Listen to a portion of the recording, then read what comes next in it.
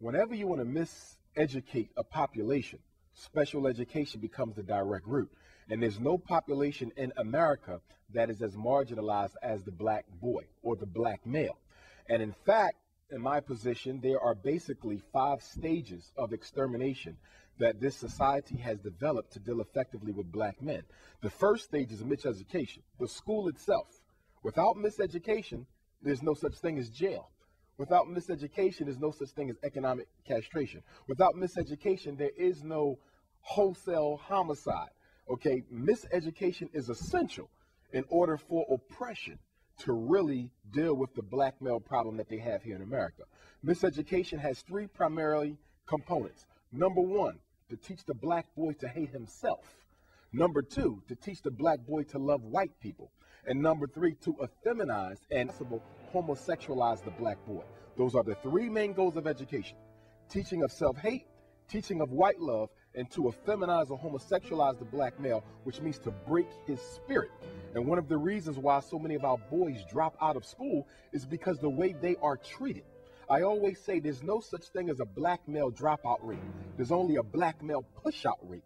Our boys are pushed out of school by the treatment they get from a predominant female teacher base and a predominantly white female teacher base. You have to understand, public education is the coming together of middle-class white women and poor black boys. Middle-class white women and poor black boys. 2 populations that this society, for most of its history, has tried to keep apart. So a white woman generally has a fear and a contempt for the black male. How can you teach someone if you fear him or hate him or is not safe in his company? So if we want to improve the education of black boys, then they're going to have to be taught by black men. Damn.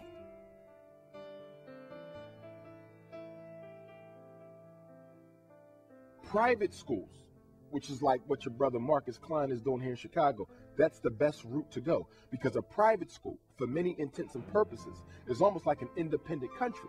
You get to set your own laws. Now, there's certain federal and state mandates you have to follow, but you have a lot more control over the day-to-day operation of your school. And I think as a community, we have to look at private schools to properly educate our black boys. There's no way we can leave them in public schools and charter schools and expect them to be the type of men we need them to be. The primary goal of public education is to socialize. The primary goal of education is to socialize. I always say that your son probably can't read, but he knows the Pledge of Allegiance. Can't write his name, but he knows the Star-Spangled Banner. Okay, can't do math, but he knows who George Washington, Thomas Jefferson, and Abraham Lincoln was, although all 3 of them were anti-African presidents. So the purpose of public education is to socialize. And that is one of the biggest reasons why we have this great homosexual threat, because now, as a population control measure, they are socializing black children to be lesbian and homosexual as a strategy to reduce the birth rate in the black community.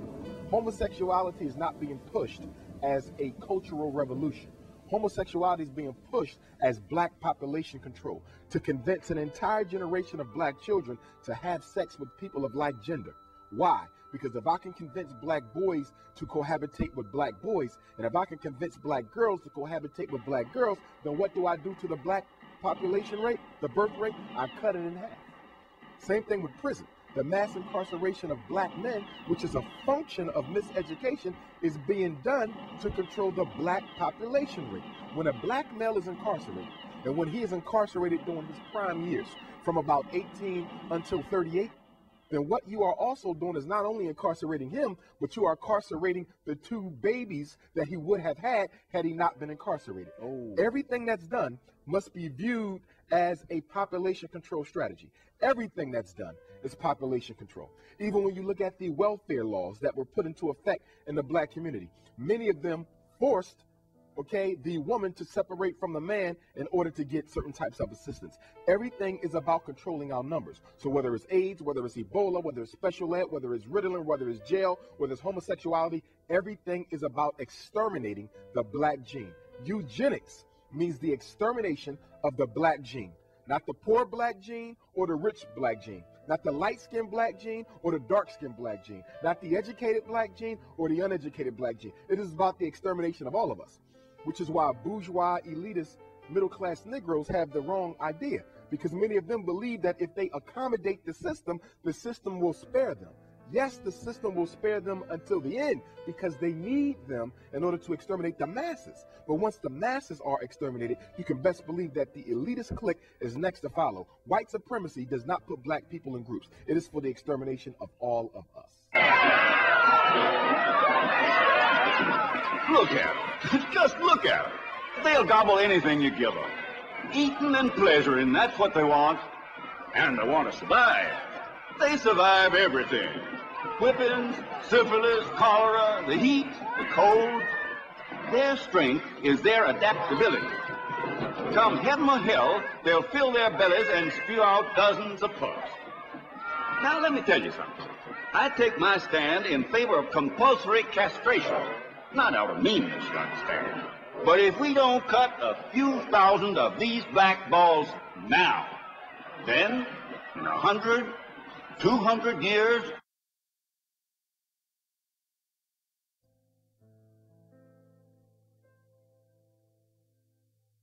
whenever you want to control a people, there's three institutions that are absolutely necessary to control and dominate any people.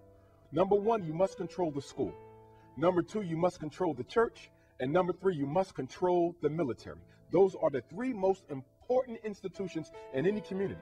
So when you look at the black community, obviously, we don't have our own community police force. So that's totally controlled by Europeans. Then when you look at the church, that's also totally controlled by Europeans. We tend to look at the mosque and look at the church and say that these are black institutions. No, they're not. The process, the mindset, the ideology is totally European. We don't have an African-centered form of Islam, and we don't have an African-centered form of Christianity. We got European and Arab forms of religion that are simply being managed by black personalities. Religion is the most political institution in the black community.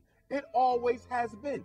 When slavery began, it was done through the church. When the missionaries came into Africa to subdue and colonize, they did it through the church. Whenever the enemy wants to get a stronghold in the black community, they call up the clergy, they call up the imams, they call up other religious leaders who they know will push forward their program. There is nothing non-religious about the church. The church and the mosque are totally religious. And in fact, one of the reasons why black people are being so successfully oppressed and subdued in this country is because many of the people who stand at the pulpit are afraid. They are afraid to do the work that they claim they were sent here by God to carry out.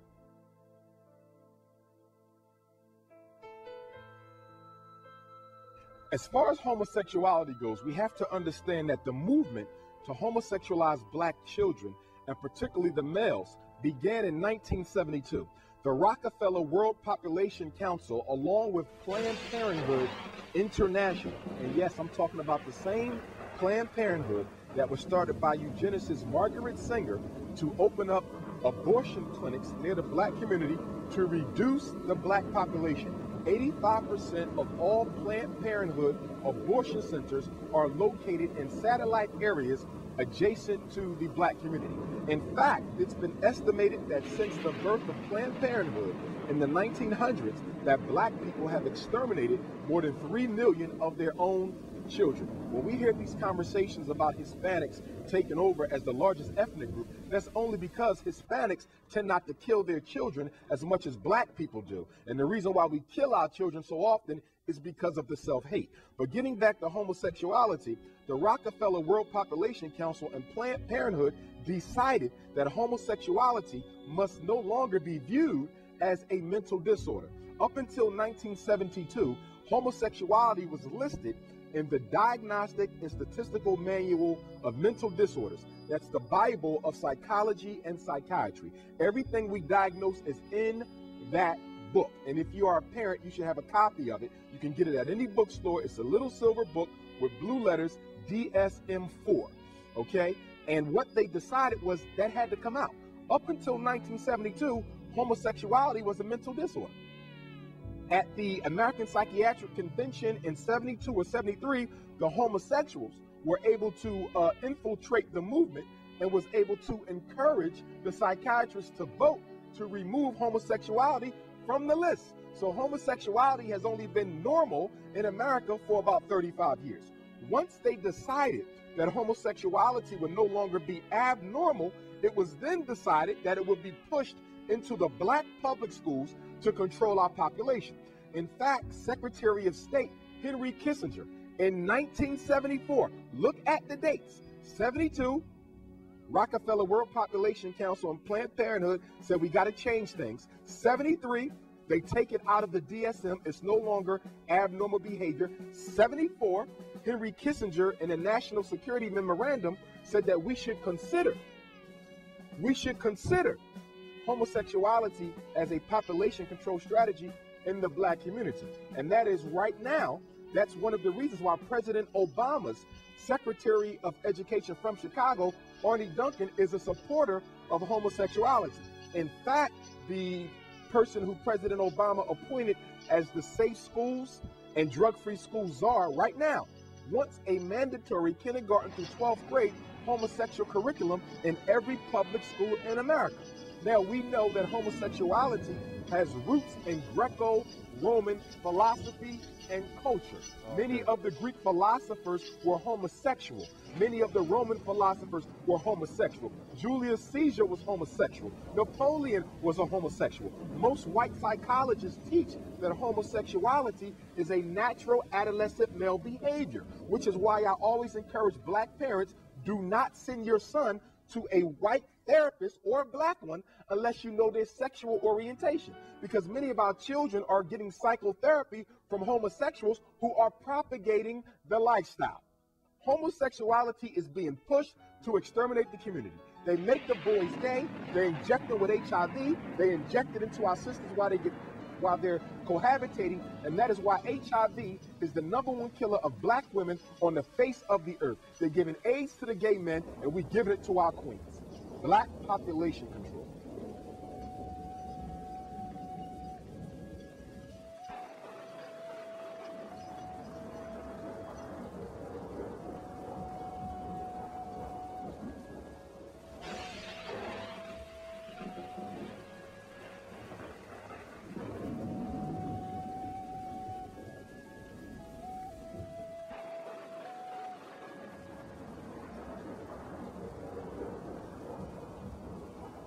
The psychotropic drug movement against black boys is the 21st century form of COINTELPRO.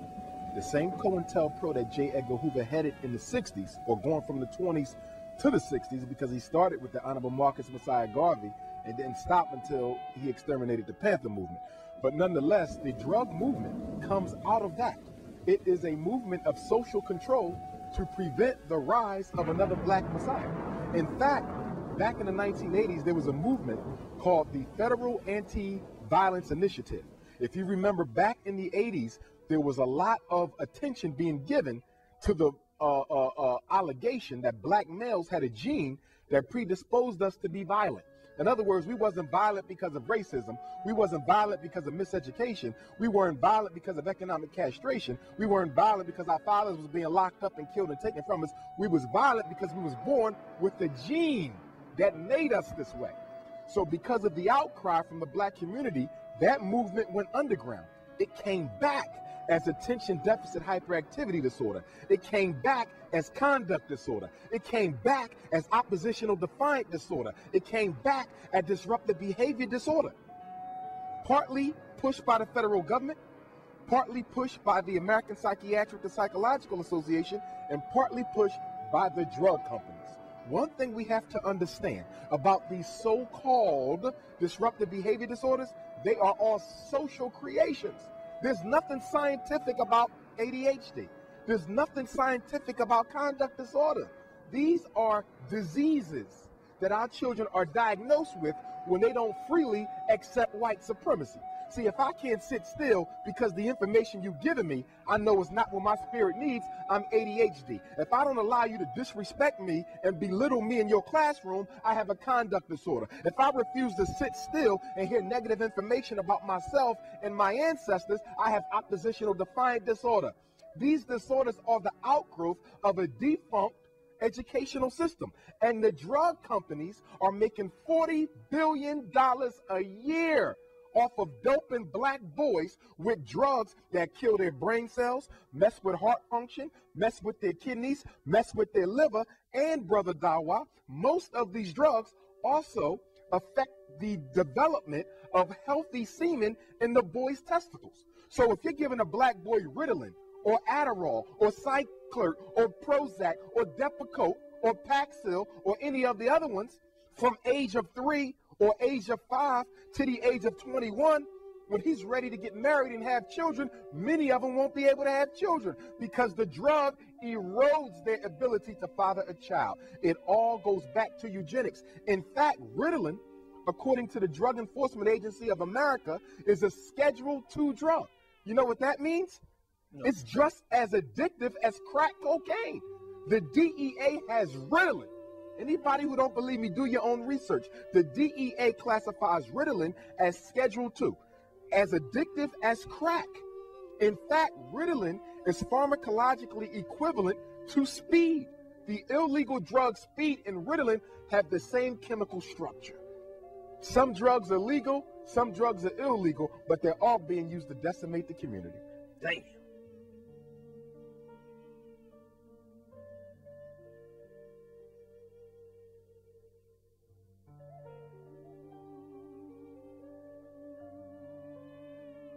In fact, over the next 10 or 20 years, most black men in public office, most black men who are instructors on the collegiate level, most black men of influence and so-called power will be homosexual. The sister said it best, that the white man does not fear an effeminate black man. Hold on. Say that again. Yes, indeed. You're going to see the rule of homosexual supremacy in the black community. In other words, any black man of substance over the next 10 to 20 years must by necessity be a homosexual. If he's not, he will not be allowed to ascend within the power structure. Damn. Because the white man does not fear effeminate or homosexual black men. Because, and for all intents and purposes, the homosexual and effeminate black man is the white man's bitch, excuse my French. No, go ahead. And so we have to understand that. And that also means that when we raise our boys, we got to raise them as men. And one thing we have to understand, the reason why black women are mistreating the boys is because they are displacing the anger and rage and frustration that they have for the father onto the boy. And so what happens is he becomes, the object of ridicule. She doesn't even know she's doing it unconsciously. But when she looks at him, all she sees is the father who did her wrong. And unfortunately, by mistreating her son, guess what? She keeps the cycle. It perpetuates. Because now he begins to scorn black women by the way his mother treated him. Right. So the cycle continues. See, the problem with the black community is that we continue the same failing cycles. Every time a new African baby is born, we have a chance to rewrite history. Every time a baby comes out. The problem is we don't raise the baby no differently than we was raised. So if I'm on drugs, then my son on drugs, my grandson on drugs.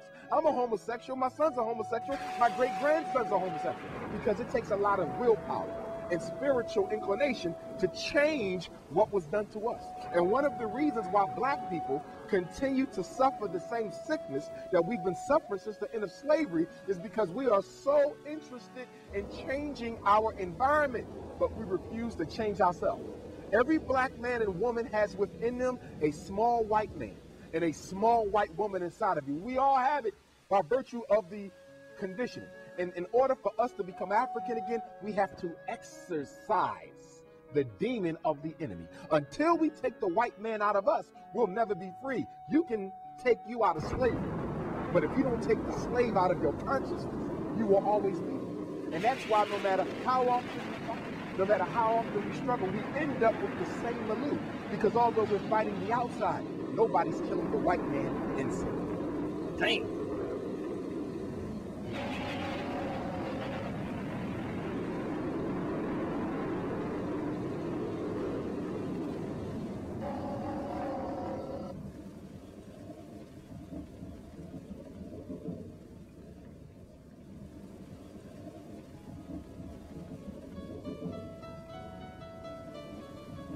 One thing we got to understand about white supremacy, the power comes from making it look like their rule is the natural order of things. Let me say that again. The strength of white supremacy is that they're able to make everybody believe that it is nature's order for them to rule. And as a result of that, they have convinced black people that it is natural for us not to rule.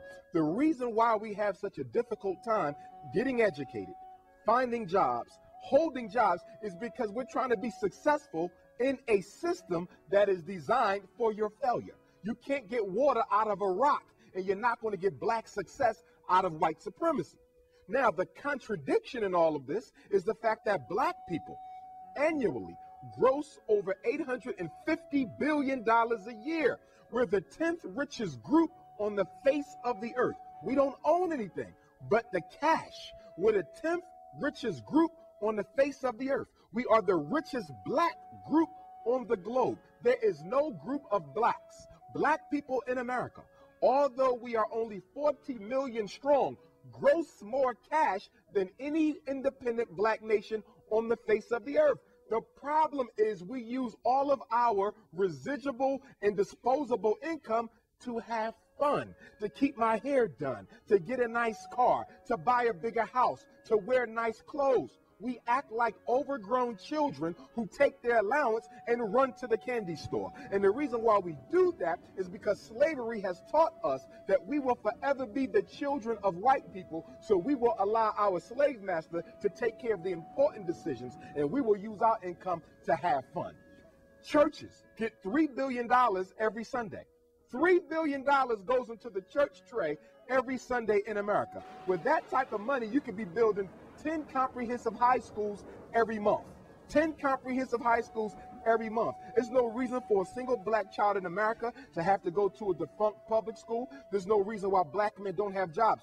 We have the economic ability to create an independent reality. Indians from India do it, Chinese do it, even the Arabs do it. Every ethnic group in America, including Hispanics, have an independent reality except Negroes. Why? Because we are scared of white people and we hate ourselves. Until we deal with the self-hatred that exists within the black community, we'll never be whole. The reason why we don't have black businesses is because two black people coming together will not trust each other. Psychologically, unconsciously, I assume you're going to rip me off.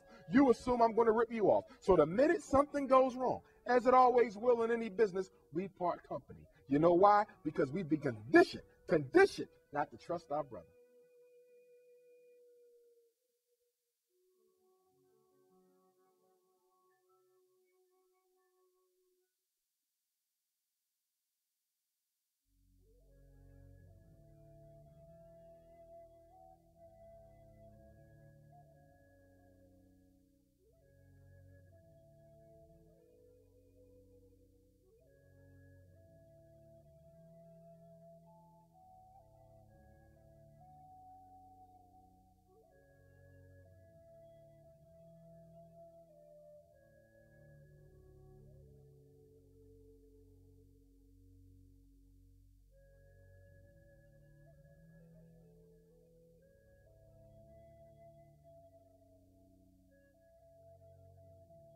Why are we hated so much? I always wanted to know that.